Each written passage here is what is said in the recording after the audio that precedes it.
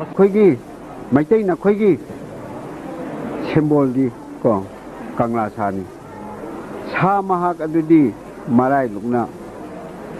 ꯂꯩꯒꯗꯕꯅꯤ ꯑꯗꯨꯕꯨ ꯁꯥ ꯃꯍꯥꯛ ꯑꯗꯨ ꯃꯔꯥꯏ ꯂꯣꯡꯅ ꯀꯪꯂꯩꯄꯨꯡꯒꯤ ꯄꯨꯡꯃꯌꯣꯟꯗ ꯁꯥ ꯃꯍꯥꯛ ꯑꯗꯨꯅ ꯉꯥꯟꯊꯣꯏꯔꯕ ꯁꯥ ꯃꯍꯥꯛ ꯑꯗꯨꯅ ꯉꯥꯟꯊꯣꯏꯔꯕ ꯃꯇꯝꯁꯤꯗꯩꯁꯤꯗ ꯃꯥꯅ ꯅꯣꯡꯊꯛ ꯌꯦꯡꯈ꯭ꯔꯦ ꯁꯥ ꯑꯗꯨ ꯁꯥꯕ ꯇꯥꯏꯕꯪ ꯑꯗꯣ ꯑꯗꯨꯗꯩ ꯅꯕꯨꯗꯧ ꯑꯩꯅ ꯑꯉꯝ ꯑꯊꯧ ꯑꯗꯨꯗ ꯈꯣꯝꯂꯦꯟ ꯃꯉꯥꯟꯆꯥꯗ ꯇꯥꯛꯄꯤꯕꯅꯤ ꯍꯥꯏꯗꯤ ꯃꯥꯒꯤ ꯐꯤꯒꯔꯁꯦ ꯁꯣꯏꯔꯦꯅ ꯑꯗꯨꯗ ꯑꯉꯝ ꯑꯊꯧ ꯃꯍꯥꯛꯅ ꯂꯧꯗꯦꯗꯣ ꯑꯗꯨꯅ ꯁꯥ ꯃꯍꯥꯛ ꯑꯗꯨꯅ ꯅꯣꯡꯊꯛ ꯌꯦꯡꯈꯤꯕꯅ ꯃꯩꯇꯩ ꯀꯧꯕ ꯏꯌꯦꯛꯆꯥ ꯄꯨꯝꯅꯃꯛ ꯂꯣꯏꯅ ꯅꯣꯡꯊꯛ ꯌꯦꯡꯈ꯭ꯔꯦ ꯁꯥ ꯃꯍꯥꯛ ꯑꯗꯨꯁꯨ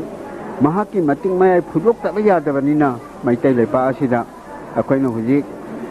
ꯑꯍꯥꯟꯕꯗ ꯃꯩꯇꯩ ꯂꯩꯄꯥꯛ ꯑꯃ ꯍꯥꯏꯔꯝꯃꯒ ꯑꯩꯈꯣꯏꯁꯤ ꯀꯌా ꯐꯖꯕ ꯃꯥꯟꯗꯦꯗꯅ ꯍꯧꯖꯤक कंगलैपाक कंगलैचा कंगलैखोल हाइदना असुमाय तौदना सा महाके ममिंग से लौरगा लोइना अखोइगी ममिंग से थोलकने सिगी मतम असिदा अखोइगी मैतै लेपा असिदा चेंज हाइतारेको हाइदि अवोनबा अमा लानी अखोइगी हुजिक नमु चक लोइरे हाइ नमु चक लोइरे खोयुम चक होरे अदना इदौगी चकता चक मंगाले इदौना थिबदा हाइ चक हया चक लंगा चक तिंगा चक तुंगा चक हाइ अदु हुजिक से तुंगा चकने हाइ इदौना तुंगा चकनी तुंगा चक हाइबसिदी अदुना मोइगी हिंदू दना गुरकली हाइना ताकपी को इदौना असिगी चकने हंजि चकसिदा मालेम छिनबा थुंगना लांगनी मालेम छिनबा थुंगना इगी लखोंग चेनगनी मालेम छिनबा थुंगना मालेम नोंखोंग कायरकनी अकीबा अखंगवा अखोइगी पाउ ngahakta तागनी मैतै लेपाक सिदैसिदा मैतै लेपाक सिदैसिदा और मालेम असिदा असिदगी हौजिक अखोइगी अइंग हाइबसि लारोय हाइदौना नोम नोमगी सारनी नोम नोमगी अवाबा तारनी हाइदि मसि पुनमसे मतमगे खोंगैनानि हाइ कारिगुम्बा हौजिक चेंज सि लाक्तबा तारगदि मैतै कोबा इयेचासि लाइखा ताल मांगखगनी हाइना इदौना अदुमाइना ताकपिको मसि अखोइना तुंग थोरकदबसिंगसि नुवाय याइसनबा अखोइना थौनिजबा याबगदि इदौदा लैतबा ताला मसिदो मसि असुके मतेंग नुंगाइबा अइंगबा इपा अमो वेरकनी को अदुना लांगोल लंगाइ हाइदारे हुजिकसे लांगोल लंगाइ मतमनिना अखोइना फना थौनिरसु अखोइना फनागी इदौदा हाइजरसु अमगा ताइनबा मतमसे अखोइगी मखनला ओंथोकपा हाइबा तारेको अदुना असिगुम्बा इपा अमा लापनिना इदौना असिदि थोइदोकपा अखोइना इदौदा हाइजरगसु इदौना याबिगदौबा लाइके हाइना खंजैको यो मसि लाक्तबा तारगदि मसिदैदा हुजिक इदौना ताकपेको हुजिक मितै लैपा असिदा नखोइना करिसु उबा फंगदे को नबुदा ओइगी पिबुंग साना लुपा मनी मुक्ता खनी कया अमा थन्ना नबुदा अइना थमनी असि पुनमक्से अइना हौजि ओथोबा तारबदि मिरैबाक्ता लोइना पुखिने हाइदा नबुदा अइना साइंटिस्ट कयाना डिटेक्ट तौरबसु नबुदा अइना फंगंदबने इदौसे इंग्लिश अदुम ngange अदु हिंदी अदुम ngange को आइदि अखोइना अखोइ मयामना लाइ तोंगिने गाइन तौरगा लैंग्वेज केनोम तौइदना अदु इदौदि इसिना वारि सानरिसे सुमाइना अदुम ngangaनेबा अदुना हुजि लाउ खोंबाइना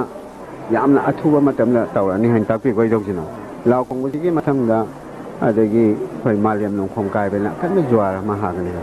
अकन्बा ज्वार से हाबा मतमना ngasai khani पुनमसे लोइना पुथोंगने इदौसिना ताकपि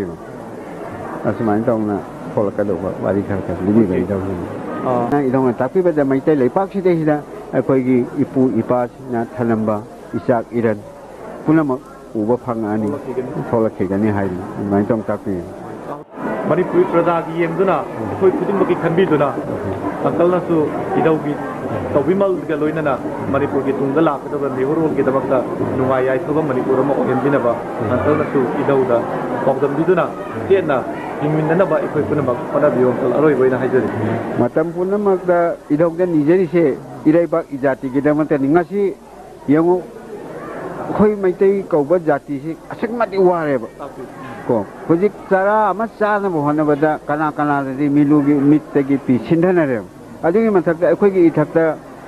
येंगनबा कया अमसु इदौनदि येंगनबा कया अमसु बालोन तरे कोइरे हाइको अखोइ ताइबंगनिने अखोइ खंगदेबा इदौसिना मतम पुनमदा हाइनेबा एंगोंदा येंगनबना बालोन तरे कोइरे मैतै नखोइ चापखाइरकदौबा नखोइदि हौजिक खंग्रि को इदौसिना ताकपिबदको अदुदगी ngasai gi akhoi da ꯉꯁꯥꯏꯒꯤ ꯀꯜꯂꯛꯄ ꯃꯤꯍꯧꯕ ꯑꯗꯩ ꯌꯦꯡꯊꯤꯕ ꯃꯌꯥꯝ ꯑꯃ ꯂꯩꯔꯝꯕꯁꯦ ꯅꯍꯥꯟꯈꯩ ꯄꯨꯛꯅꯤꯡꯗ ꯊꯔꯨꯝ ꯇꯧꯔꯝꯃꯦ ꯍꯥꯏꯕꯀꯣ ꯍꯧꯖꯤꯛꯇꯤ ꯃꯄꯥꯟꯗ ꯂꯣꯏꯅ ꯊꯣꯛꯂꯛꯑꯅꯤ ꯍꯥꯏꯅ ꯇꯥꯛꯄꯤꯌꯦ ꯊꯣꯛꯂꯛꯑꯅꯤꯅ ꯑꯗꯨ ꯈꯪꯗꯦ ꯃꯁꯤ ꯄꯨꯝꯅꯃꯛꯁꯤꯗꯒꯤꯀꯣ ꯃꯁꯤꯗꯒꯤ ꯃꯩꯇꯩꯁꯤꯡꯁꯦ ꯇꯨꯝꯗꯨꯅ ꯂꯩꯔꯝꯕ ꯃꯄꯥꯡꯒꯜ ꯁꯣꯜꯂꯝꯕꯁꯤꯡꯁꯦ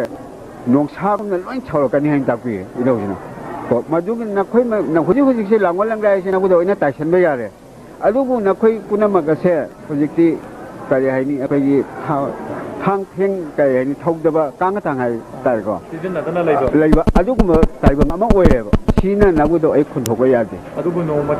ꯅꯣꯡꯃꯗꯤ ꯂꯥꯛꯈꯤꯒꯅꯤ ꯅꯣꯡꯁꯥꯒꯨꯝꯅ ꯊꯧꯔꯛꯈꯤꯅꯤ ꯃꯇꯝ ꯑꯗꯨꯗ ꯅꯈꯣꯏꯗ ꯁꯨꯃꯥꯏꯅ ꯇꯥꯛꯄꯤꯔꯝꯃꯤ